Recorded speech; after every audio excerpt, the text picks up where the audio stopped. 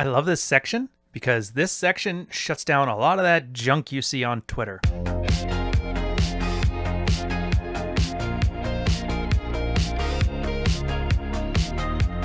Welcome, guys. We're on Book of Pook. I think this is episode 3. We got a few good sections. The last 3 lessons of the 15 lessons for a young man. Charm is treating women like little girls. Always have a backup chick. And the greatest risk in life you can take is to not risk it all.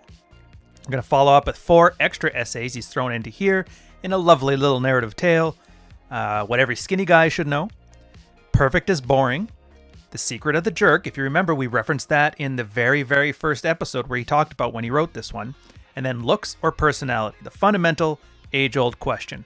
Let's skip the preamble and let's get started. So charm is treating women like little girls. Lesson 13. This one's good because nothing has had so much of a controversial reputation as negging. I haven't had a guy that was on the channel a little while back, couple days ago, asking about what negging was, and because everybody thinks it means you're just gaslighting a person or, removing their agency or some other nonsense there, which it couldn't be further from the truth. And this is probably the best explanation I've seen, and it's good because he doesn't actually use the word negging. It turns out once you remove the jargon from this stuff, most of this stuff seems fairly intuitive.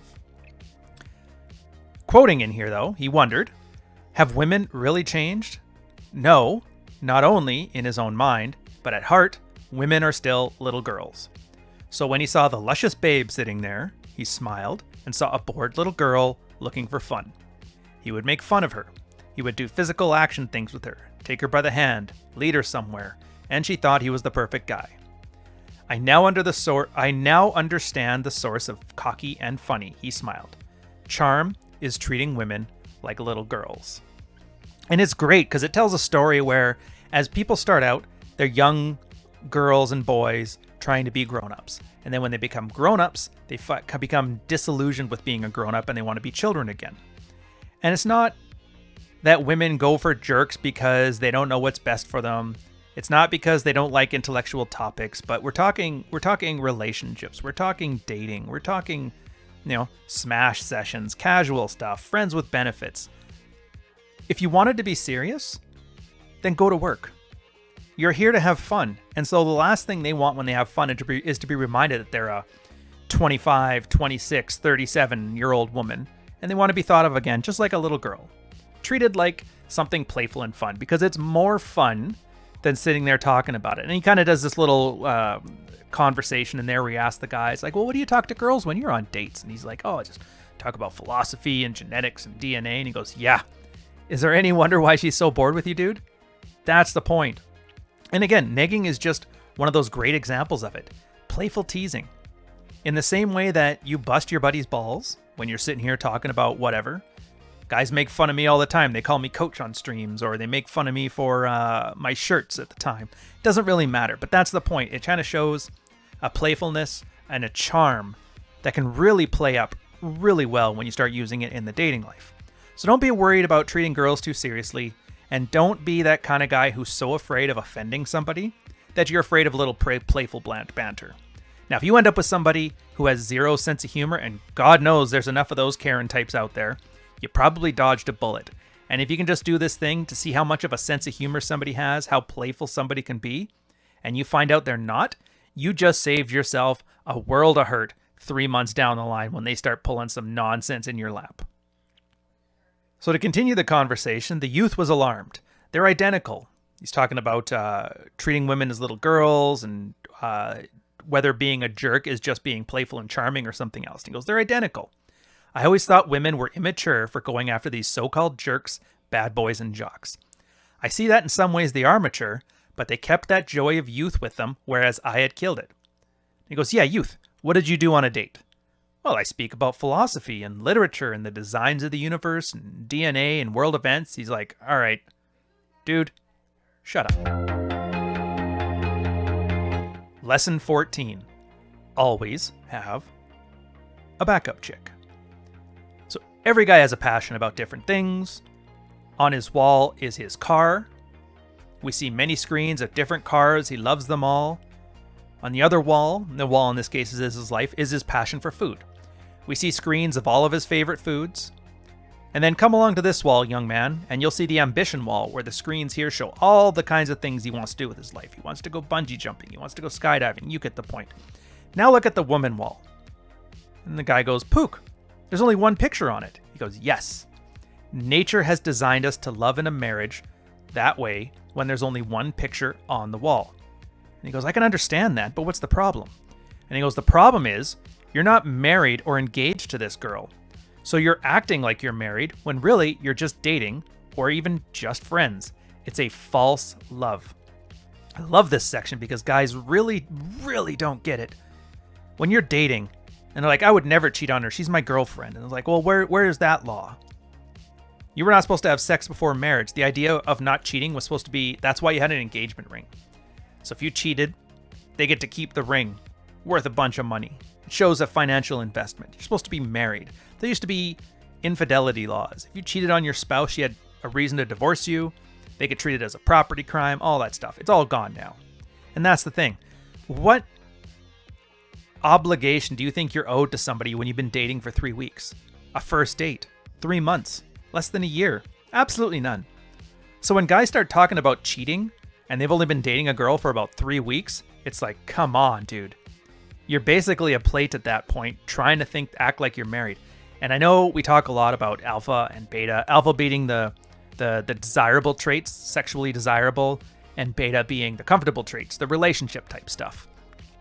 Adding way too much beta way too early on will completely kill your attraction. And I guarantee for a lot of guys that get friend zoned with women, or that I love you but I'm not in love with you speech for guys that have been married, they did too much familiarity, too much comfort, and not enough attraction.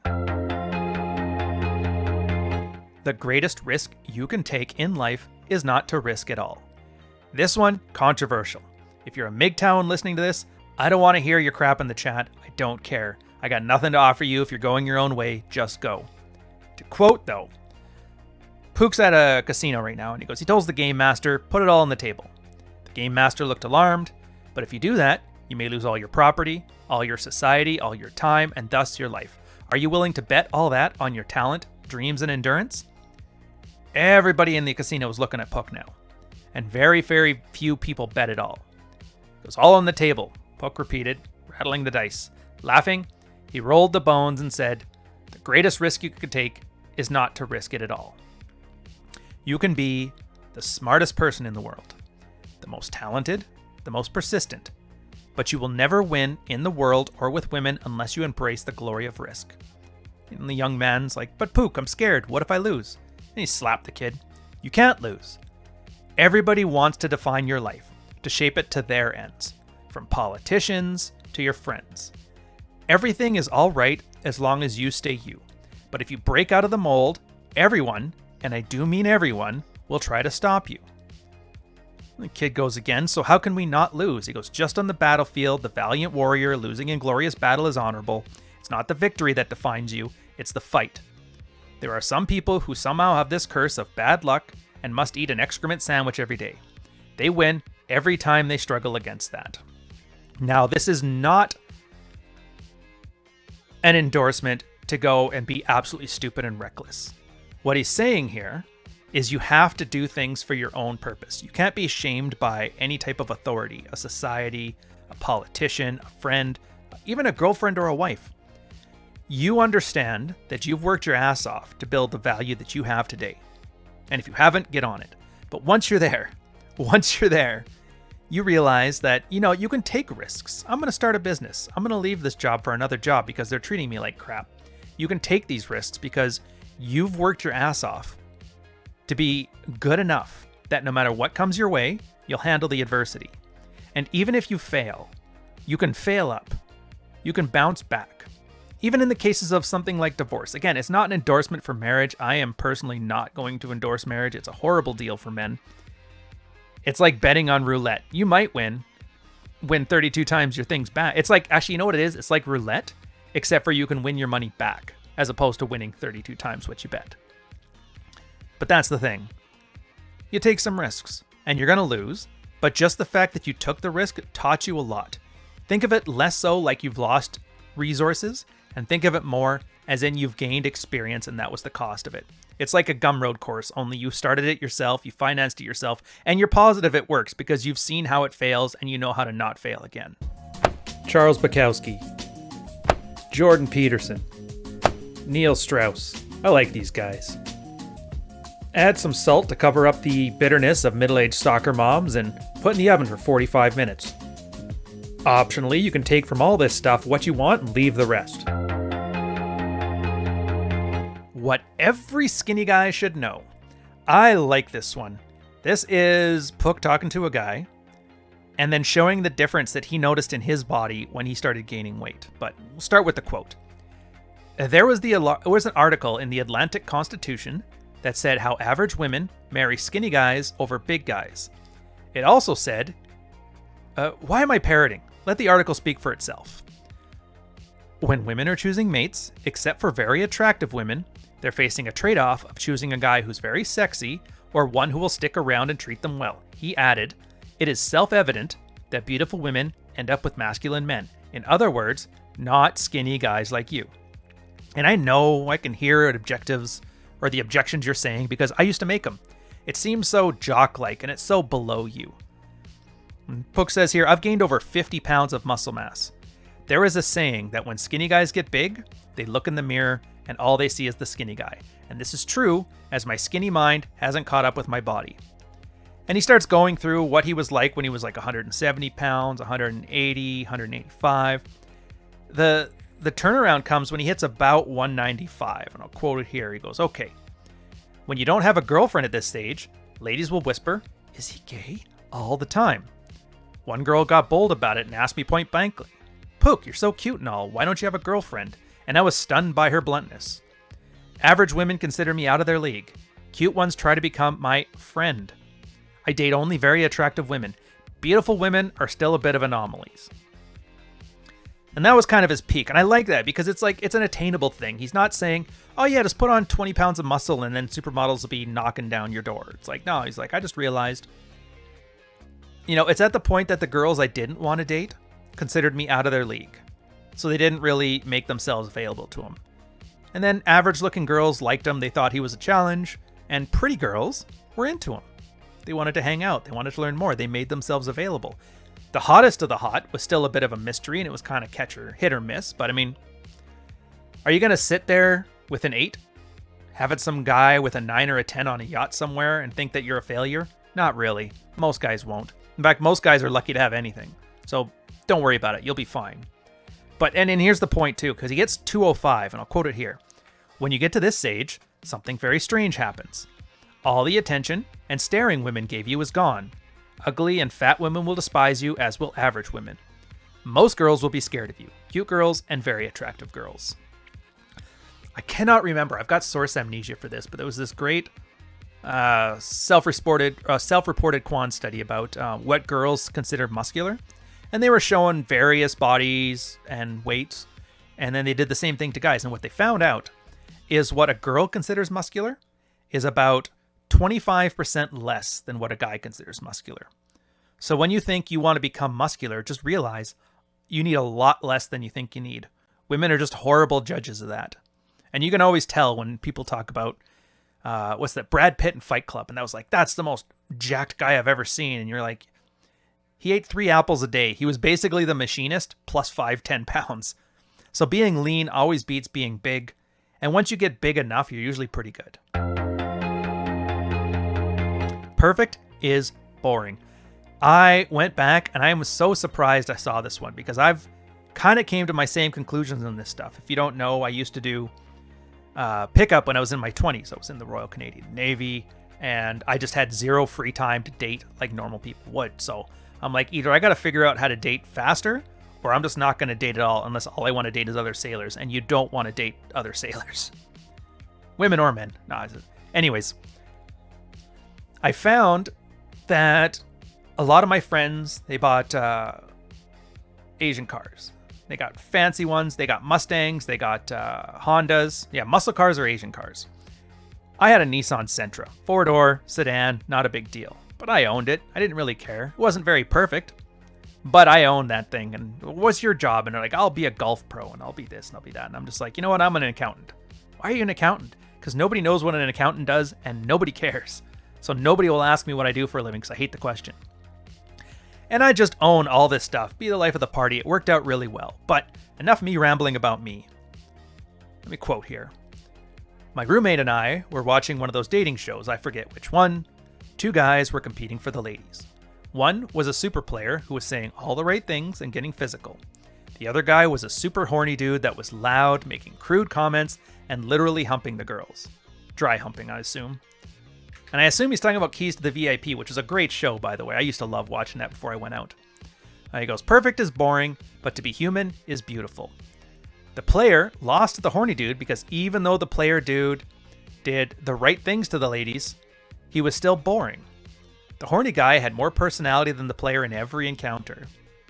And he goes, I see you now. I know your gaze is phasing from my computer screen. Look at me. Pook hits the table. For the love of God, listen, your life depends on this. Because when you see a girl you want to approach, or you're getting cold feet about a date, remember 3 words. Perfect is boring. 3 words. Perfect is boring. And your brain will spit out all these reasons why you're unworthy, and if you recognize this from Twitter gurus, I won't be surprised. Your cheap and wimpy car. Your poor clothes. You're short. You got a bad haircut. You don't have enough money. You're not as good looking. No confidence. You failed in the past. Perfect is boring. And watch those reasons evaporate. Stand up already. The blood is pulsing through your veins. You've always wanted to do this, but you've been scared to let yourself go. Just let go. And I like this. It's not a guarantee you're going to succeed just from sheer force of will, but you would be surprised how many men I knew who were well off, attractive, fit as hell, but could not get the attention of a girl. They may get the attention early on. She'll walk up, she'll say hi, she'll brag to her friends, oh my God, he's so hot. I've had that myself. One of my wingmen was just a gorgeous supermodel type. Name was Paul, 6'2", volleyball player. Dumb as a sack of doorknobs. And it was amazing how many times I actually managed to pick up just because they found that the attractive guy was so boring. Well, this less attractive guy is the life of the party. Something to keep in mind. Again, there's a whole bunch of different qualifiers that you need to have to be attractive to women and to men. I mean, whatever you're into, it's not my place to judge. The point is, you can get far by being good enough in all of them. But if you had to pick one, not being boring is probably the best one. And one of the greatest ways to not be boring is to not intimidate people by being too perfect and too boring. The fun thing about people with faults is that, especially if they own them, is they're never boring. That's why every girl, like I remember seeing on Twitter, you'd see girls have this, what was your moment where you slept with a fat guy, or when you slept with your drug dealer, or all these kind of like crazy events. And you're just like, you did what? Oh, that's horrible. Why? And then you kind of click. You're like, oh, he's not perfect and he's not boring. Good enough. The secret of the jerk. If you remember, we talked about this in episode 1, and I'm just going to go straight in with the quote. Pook puts the shot into the nice guy and injects him with testosterone. He was originally the average frustrated chump. And he goes, now, gentlemen, watch the effects. The nice guy no longer fears what he desires. He sees the woman he wants and he approaches her. Why do jerks approach women? To marry them?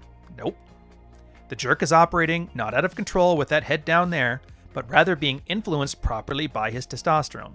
He sees what he wants and goes to get it. He does not apologize. He does not rationalize. He does not analyze. There are no stupid philosophies running around in the jerk's head. The nice guy gets rejected by women.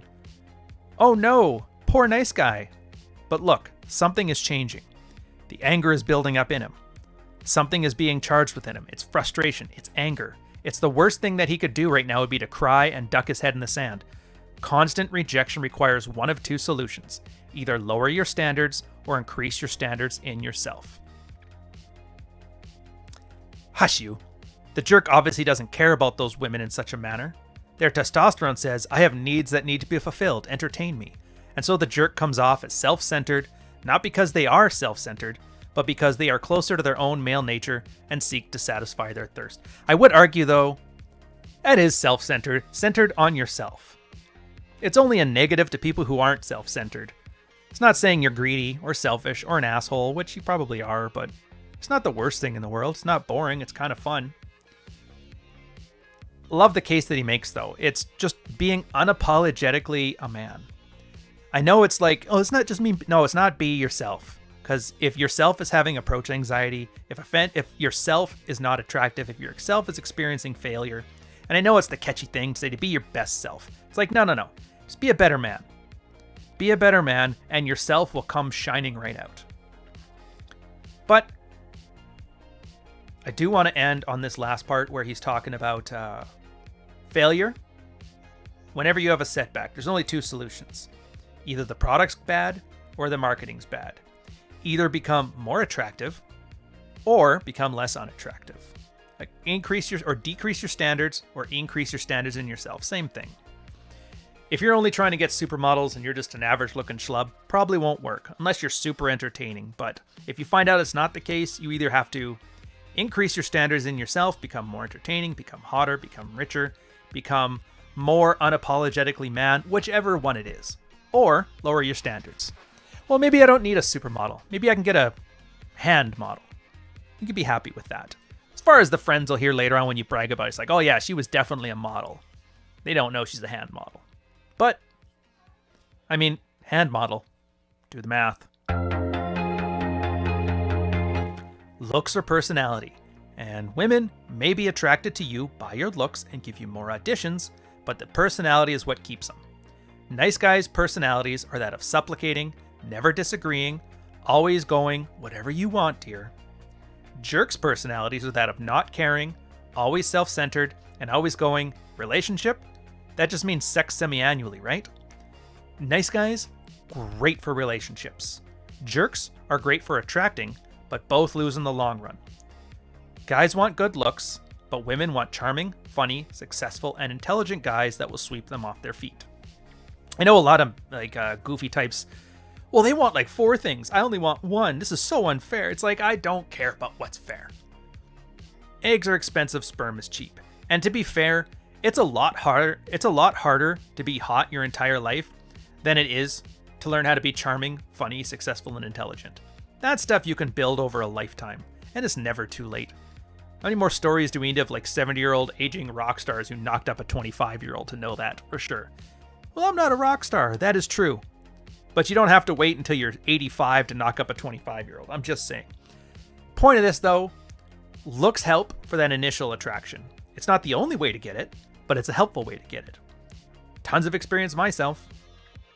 I worked with and sailed with a lot of guys that were way hotter than me. One ended up on the Canadian version of The Bachelorette. A couple clearance divers. They're like Canadian sort of semi-special forces. And a couple guys that were just easy on the eyes. And sure enough, very good looking. Probably couldn't talk their way out of a paper bag. Meanwhile, I'm there with the personality. And I got good enough looks that we managed to hold our own against each other. And I think that's kind of fun. So I think a lot of guys miss out on that. And because we have so much problem with being artistic, artistic minus the R, a soft R artistic, that they sometimes forget that just, again, charming, funny, intelligent, and intelligent kind of carries in that. It's easy to be successful, funny, and charming if you're intelligent. If you see a guy bragging about his high IQ and he's missing those things, he doesn't have a high IQ. He just has low standards of what IQ means. But those kind of things there are skills that'll last a lifetime. And it's easy enough to go to the gym and supplement them up. So anyways, on that note, thank you guys for tuning in for this one. I'll catch you on the next one Sunday.